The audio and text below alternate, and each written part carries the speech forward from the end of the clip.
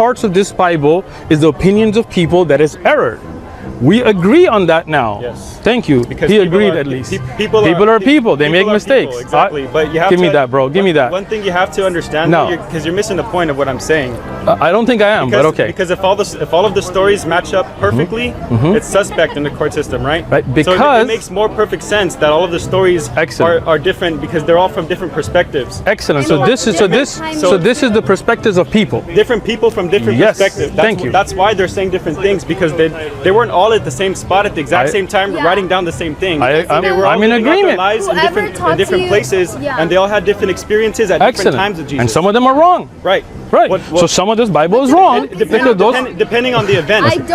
But there are wrong things in it, because he just said it's a perspective of people, right? Right. He agreed now, so at least he's on the same page. Let me put it this way, because now you're cutting me off a little bit. But I'm listening. Let me try to put it this way. Okay. For example, let's say I'm standing on way over there on that side of the courtyard. You're standing here, and she's standing way on that side. Okay. And right here in the middle, in between all of us, somebody gets stabbed, right? Gotcha. And we all give an account to a police officer of what happened. They're going to differ. We're all going to give a different perspective because we're all different people in different places experiencing the same thing at a different time. Excellent. So that's exactly why the accounts are different. So I'm not missing that point. I'm actually agreeing to it. Okay. So let's say you say a white man stabbed a Mexican man, right?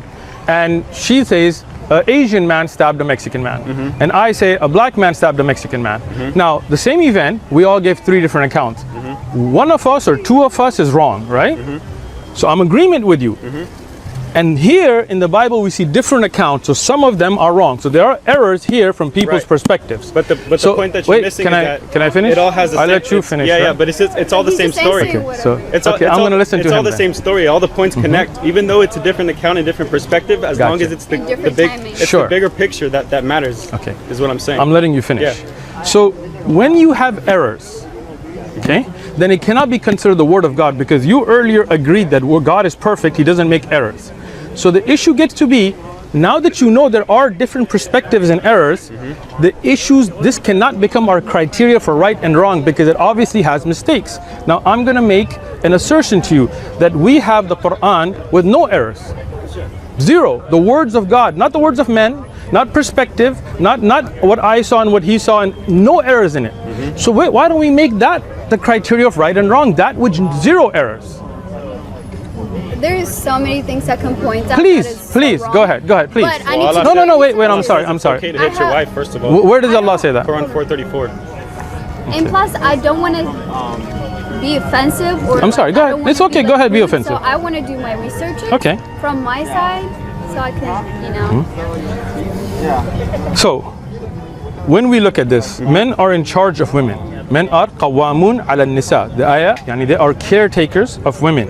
What Allah has given over them and the other, and what they spend on maintenance of their wealth. So righteous women are those that are devout and obedient, guarding their chastity in their husband's absence. And Allah would have them guard, to keep themselves safe from fornication and things like this. For those wives from whom you fear arrogance, then advise them. What is the first thing you do? To advise them. You advise them. You don't hit them. It's not okay to just go ahead and start pounding. It's you give them advice. Okay? Then, if they persist in continuing in disobedience and acts of fahsh, which are lewd acts, then forsake them in bed. What do you do then? You don't just go ahead. If your wife, and I'm not saying you guys are married or not, but I'm just saying if your wife is out there doing immoral acts, well, you are not just going to sit around and not give her advice or stop her from that, right? You're going to, so first thing, the Quran doesn't say hit them. It says to go and advise them foremost, with love, with sincerity. If not, then don't sleep with them. Separate, give them a taste of separation to stop that immoral act. And if not, then finally strike them lightly. Don't hit them, don't beat them. Sure. No, I'm proud of the Quran. And this is not a contradiction. We're just talking about a verse from the Quran. You still haven't shown it, okay? Lightly. But if they obey, if they are doing righteous from what God has sent, then seek no means against them. Indeed, Allah is all exhausted and granted. Now, you just take this verse that says that first you advise them, then what do? You separate your bed. Then, even if you do hit them, it's got to be lightly. It can't be brutal. And compare that. Wait, I'm sorry. Let me finish now, because I looked at the verse you had. Now, let's look at the same concept that we can find in the Bible for beatings, right? And if a man sells his daughter to be a female slave, she shall not go out as the male slaves do. Then she does not please her master, to whom he's betrothed to her for himself, then he shall let her be redeemed, and shall have no right or sell to a foreign people, since they have dealt deceitfully. So if he takes his daughter and sells her in slavery, then she has to make sure that she is now doing what the slave master asks of her. If you look at this, if you look at the beating of slaves, as I've already mentioned, right? If somebody curses their father or their mother, they shall be put to death. Yeah. If somebody curses their parent, exactly they're put to death. says, Yeah. And if he takes another wife, he shall not diminish her food or clothing from her first marriage, in the Bible as well. You shall not permit a sorcerer to live. If somebody is homosexual, their punishment is also death. If you look at all of this, that verse is nothing compared to the beating of slaves with rods and killing them. So don't, I'm just saying, don't use a double standard. If you're going to defend this and saying beating of slaves to death was justified for some reason, then admonishing and advising your wife cannot be your objection to the Quran. Go ahead. Okay, thanks. You're welcome. But anyways, what I'm trying to say is that, as a Christian, when you become a Christian, Jesus came and he changed all the, I don't know how to say it. I'm losing all my words. Okay. So even Jesus only says to love your neighbor, right? Okay. Always treat them right, respect them. And in the Bible, it doesn't say anything about beating your wife, not even lightly hitting her. We just mentioned those slaves, the beating was that okay? Slaves? Yeah. I mean, it's not okay, but if God says it's a Depends on what happens. punishment. Okay, so now look at the double standard, right? Look at the double standard. When you're saying if God said you beat a slave half to death and he dies a day later, that's okay. But let me just finish. Yeah. I'll let you finish, right? Okay. We have to have this respect that we've been having, okay? Go ahead. You're saying if God says to beat a slave half to death and he dies a day later, there's no punishment for you. That's okay because that's God. But when God says to advise women not to beat them and to separate the bread and even to stop them from immoral act, to hit them lightly, that's not acceptable. Well, if God, That's not what I was trying to say, because I lost my words and I okay, I'm going to listen to you now. I'm going to listen to your words. Yeah. Okay. So what I was trying to say is that when God judges something, it's fair. Because Okay, excellent. I agree with you. Hold on. So whenever you go to a court, right? There's somebody that murdered. I'm sorry. I know you didn't murder anyone, but use me as an example. Me. Okay. I'm gonna use two. That's why. Okay. So he murdered somebody, and then I guess you didn't do anything. So whenever God judges somebody, he could say he needs to be killed. I agree with you. That's a fair thing, right? That is. So when we read the Bible, God always does some the judgments. Always for a reason. Agreed. You know what I mean? But when it comes to your wife, you always have to love them. And when God made Eve from Adam, he didn't make her from the feet. She's equal, so he made her from the side. Does that make sense? I'm totally with you. Nobody needs to be hitting anyone. That's what we believe. Okay. But when it comes to killing, you slaves. showed me an example, Yeah. slaves and stuff. And I don't know what the meaning of slaves was back then. It means now. a worker. You're a worker, so it's okay to kill your worker. A slave back then was a worker, and a master was the boss. So it's an employer and an employee basically in today's terms. Let me let you finish, and then I'll speak. Okay. I'm speaking? Yes, please. I told you I'm gonna let you finish. Okay, yeah. So whatever God is doing when he says go punish these people, for example Sodom and Gomorrah, even Elijah went out to these people and he killed them. He made fire, come from the sky and kill them. There's always a reason, but there's no reason to hit somebody just because she's doing something wrong, immoral things. You don't need to hit her because she's as equal as you, but you need to But a slave is okay to hit them. Leave her. I'm sorry. Okay, are you done? Yeah, go ahead. Now, please see that you're using a completely double standard. Let me just explain this. If you're saying God ordained the beating of slaves for a reason, even though no reason is given there, but you're assuming that there was some reason that a person has a worker and it's okay for them to beat that worker to death as long as they die a day later, that's okay. And when the Quran is telling you this is also from God, right? If you're saying wait, I'm sorry. Again, we're not going by perspectives here. You're saying that if God ordained something, there's got to be some reason behind it, right? But you're not giving the same justice to the Quran. When we're saying that what you find in the Bible, a servant of yours, right, and you beat them to death, there's not even any immoral act given here, and they die from that beating, such a severe beating, you're saying that's okay because God judges and that's God's judgment.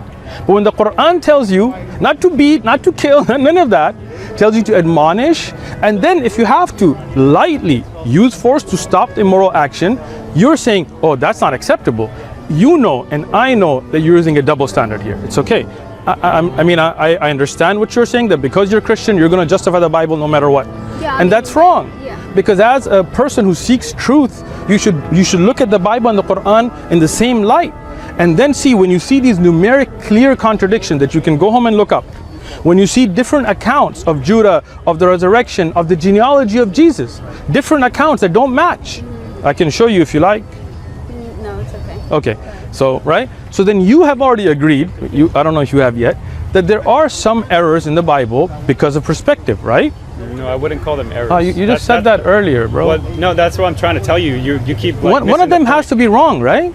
Technically, like yes, the example you gave, but just because I saw something a certain way doesn't mean that I was wrong. So let's go back to your example. Let's go back to your example. You saw somebody get stabbed, right? Yes. Mm-hmm. And you said it was, I forgot, you said it was a white man that stabbed a Mexican man, for example. Either way, we all saw a different yes. man stabbed a Mexican man. Even though you said what you thought, you were wrong because it wasn't, right?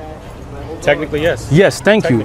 Technically, yes. So technically, there are those mistakes in the Bible that are people's perspective. This is not the words of God. This is the words of those who gave their perception, and some of them give different perceptions. So one has to be right and one has to be wrong. Why does Judas one have to be right and one does okay, let me explain that. Let me explain that. Let me say. Go ahead. Let me say this. I'm sorry. But let's say that, like I try to hung myself, and he came like at 1 o'clock and he saw me like hanging myself, and then you came like at 2 o'clock and then you saw something else. Yes. And you put it in a book, different I agree with you. but different timing. I agree with you. I don't believe the Bible is wrong whatsoever. Excellent. Okay, so because that's why I believe. Excellent. But the issue is that Judas, if he hung himself, then this is one thing. Nobody took him off being hung. He hung himself. Either he gave the money back or he bought land with it. It can't be both. Either he died by hanging himself or he fell and his guts came out. It can't be both. Either Isaiah was 8 or 18. Either Jehoiachin was 22 or 42. Definitely, I'll do my research. Excellent. So just do one thing for me. When you do that research, don't do the closed mind. Don't just say, I'm going to justify this no matter what. If you find that there are actual errors that I've shown you here in the Bible, if you see those are different, then what you need to do is read the Quran open-mindedly. Don't come in and say my neighbors were like this or our Quran does this. No, just be open-minded. I'm open-minded. Excellent, excellent. Well, I appreciate and I'm respectful to your views. I love to have a good, honest conversation. And these, you look at these stickies, don't think I haven't read the Bible. Don't think I haven't read it inside. Don't think I haven't studied with Christians. So it's not like I'm coming from a closed-minded perspective. I used to go to Bible studies before I chose to be a Muslim. All right? So looking at the Bible and the Quran, me and this brother here and that brother there and his father, we all became Muslims because we found this to be the true word of God, no contradictions, not people's perspective, no different ideas, one true message. Don't just go and Google mistakes in the Quran. You can if you want, but that's not going to help you. And if you do, bring them to me. Like, it's good to read it and stuff, and I appreciate it. But I'm not telling you that I'm going to convert to be Muslim. Nobody told you to. Did I ask you to? No, because I don't want. People. Sometimes people. Yeah, we're together. Look, but people sometimes edit it and like say that. Nobody's going to edit you. We're only going to blur you out if you like, right? And nobody's asking you or forcing you to become Muslim. All I'm saying is, read the Quran with an open mind. I would do. Allah guides who He wills. We don't force Islam on anybody. We can't force. Islam begins in the heart. How can I change your heart? I cannot. If Allah guides you, this is good for you. If Allah doesn't guide you, I did my job. Right? I respect your conversation. I really appreciate the fact that both of you are very respectful. We get some people here that are not so respectful, so we really appreciate it. And I hope that this doesn't come off as any kind of disrespect, but rather research that I hope will be for the truth seekers. Yeah, of course. Thank you so much. We'll definitely read this. I appreciate it. Not to prove it wrong or anything, but excellent. You are two good people, and I ask Allah to guide you to the truth. All right, and me. So nice. Thank you so much.